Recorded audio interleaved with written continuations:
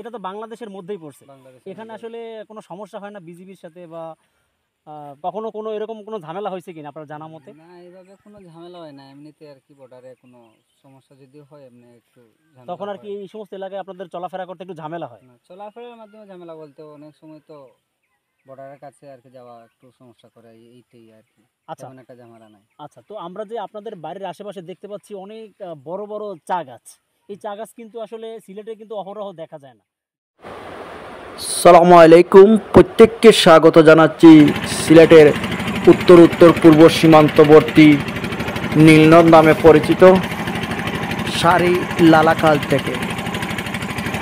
বন্ধুরা, আজকে আমার সাথে সংযুক্ত হয়েছেন ঢাকা থেকে আগত ট্রাভেলার শাহিন ভাই এবং লালাখাল জামে মসজিদের পেটস খতিব মৌলানা সাহেব। তো আমরা এখান থেকে একটি নাও নিয়েছি আর কি। আমরা চলে যাব সরাসরি, অর্থাৎ জিরো পয়েন্ট হয়ে আপিয়া চা বাগানের পাশ দিয়ে একদম, অর্থাৎ সীমান্তর পাশে আর কি। তো এখানে যাওয়ার পথে আপনাদেরকে সৌন্দর্য দেখানোর চেষ্টা করব, যে লালাখাল নীল নদের যে সৌন্দর্য, আসল সৌন্দর্যটা আসলে এখান থেকে কোনো কিছু বোঝা যাবে না। আমি এখন যেখানে যাচ্ছি আর কি, তো এখানে গিয়েছি নীল যে স্বচ্ছ পানির যে একটা জলরাশি, ওখানে গেলে বোঝা যাবে আর কি। তো আমরা এখানে যাচ্ছি, তো আসলে অনেক দূর, কিন্তু জিরো পয়েন্ট থেকে অনেক ভিতরে যেতে হয় আর কি। এখানে সব বোট যায় না কিন্তু, তাই আমরা এখান থেকে একটি ইঞ্জিন চালিত নৌকা নিয়েছি আর কি, খোলা নৌকা আর কি। তো খোলা নৌকা দিয়ে আর কি আমরা রওনা দিয়েছি। আমি শাহিন ভাই এবং মৌলানা সাহেব আমার সাথে আছেন। তো আপনাদেরকে যাওয়ার পথে আর কি যতটুকু পারি আর কি ততটুকু তুলে ধরার চেষ্টা করব। তো বন্ধুরা, এখানে কিন্তু পানিটা একটু বুলা টাইপের, অর্থাৎ বৃষ্টি হয়েছিল আর কি আগের দিন আর কি, এর কারণে পানিটা একটু বুলা, কারণ উপরে দুভাগে পানি বিভক্ত হয়ে চলে আসে বাংলাদেশ সীমান্তের দিকে। তো তাও আপনার দেখানোর চেষ্টা করব। তো এই আর কি একটা বোট যাচ্ছে আর কি, জিরো পয়েন্ট পর্যন্ত যাবে আর কি।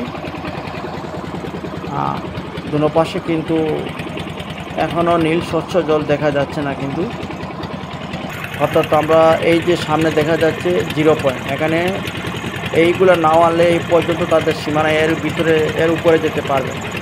তো এই জায়গাটা কি হচ্ছে জিরো পয়েন্ট। আমরা শুকনো মৌসুমে যদি আসি তাহলে বন্ধুরা এখানে কিন্তু চারিদিকে শুধু, শীতকালীন সময় আসলে দেখা যাবে এখানে শুধু যে বালু আর বালু।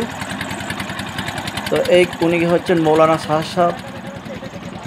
তো এখান থেকে কিন্তু নীল যে জলরাশিটা শুরু হয়ে গেছে অলরেডি, দেখেন এখান থেকে আমরা কিন্তু জিরো পয়েন্টটার পিছনে রেখে আসছি।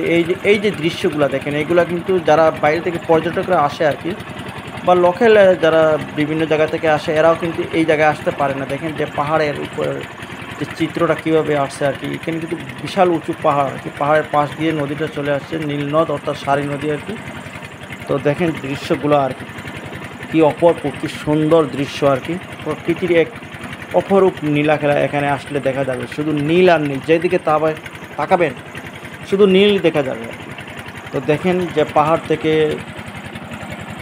দাবে দাবে পানিটা চলে আসছে আর কি, নীল একদম স্বচ্ছ নীলাখার। এই যে আমরা একদম পাহাড়ের পাশ দিয়ে যাচ্ছি আর কি।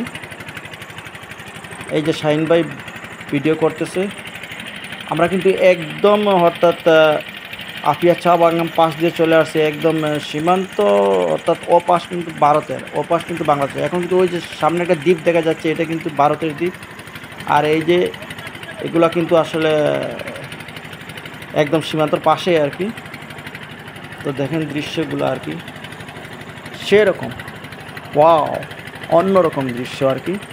তো বন্ধুরা, আসলে এখানে কিন্তু কোনো পর্যটক আসতে পারে না। আমরা যেহেতু নিয়ে আসছি একটা নাও আর কি, নিয়ে আসছি আর কি। তো এই আর কি ঘুরতে আসলাম। এই দেখেন এখানে কিন্তু নদী, দুদিকে কিন্তু নদী, মধ্যখানে একটা দ্বীপ আছে। এই দ্বীপটা কিন্তু ভারতের অংশ, বাংলাদেশের না কিন্তু, আবারও বলছি। তো আমরা ওই পাশ দিয়ে কেটে ওদিকে চলে যাব আর কি। এই দেখেন নদীর পানিটা দেখেন কীরকম স্বচ্ছ নীল, একদম নীল আকাশ।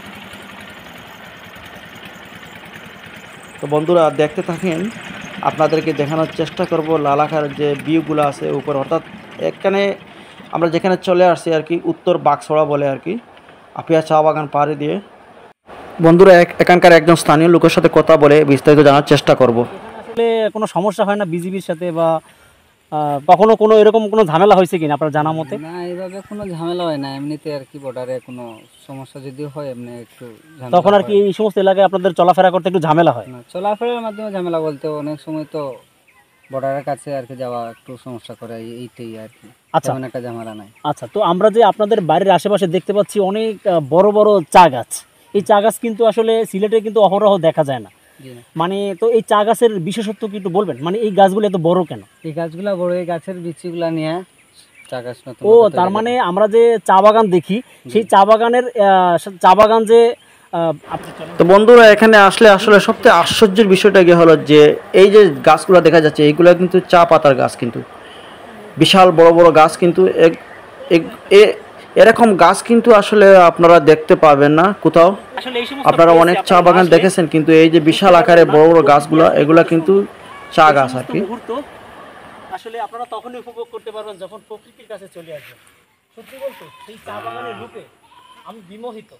অসাধারণ একটা প্লেস, মুখে যতটা বলছি আপনারা যদি নিশ্চয়ই এসে দেখেন তবেই বুঝতে পারবেন।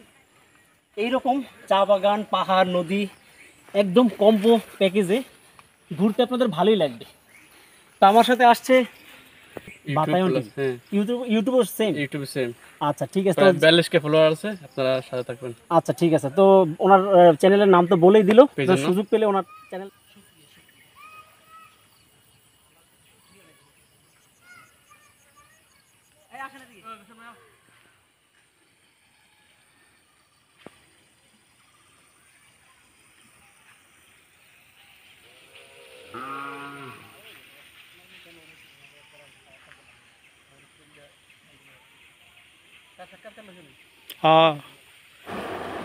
তো বন্ধুরা আসলে বিষয়টা কি হচ্ছে, আমরা আসলে একদম সময় কম নিয়ে চলে আসছি, যেহেতু 5টার দিকে চলে আসছিলাম আর একদম সময় প্রায় 6টার উপরে হয়ে গেছে। তো এই চা বাগান আসলে বেশ কিছু দেখানো যাচ্ছে না, অর্থাৎ আমরা আসলে চা বাগানের উদ্দেশ্যে আসি না, আমরা আসলাম একদম সীমান্তর পাশে আর কি, বাগসরার উদ্দেশ্যে যাওয়ার জন্য, কিন্তু যাওয়া হয় নাই আর কি। একদম সীমান্ত বরাবর আর কি, যেখান থেকে আমরা উপরে একদম সীমানার পাশ দিয়ে উপরে উঠে আর কি ওই যে বড় বড় গাছগুলো দেখানোর চেষ্টা করছিলাম আর কি। তো সন্ধ্যা হয়ে আসছে আর কি, তাই এখন যাওয়ার পালা আর কি। তো যাওয়ার সময় আর কি আপনাদের যে সন্ধ্যাকালীন সময় যে প্রকৃতির যে একটা অপরূপ যে দৃশ্য নীল নদের, তা দেখানোর চেষ্টা করতেছি। এখানে কিন্তু কোনো পর্যটক আসে নাই, আমরা এখন যেখান থেকে রওনা দিচ্ছি দেখেন আশপাশ কোনো পর্যটক কিন্তু এখানে আসে নাই।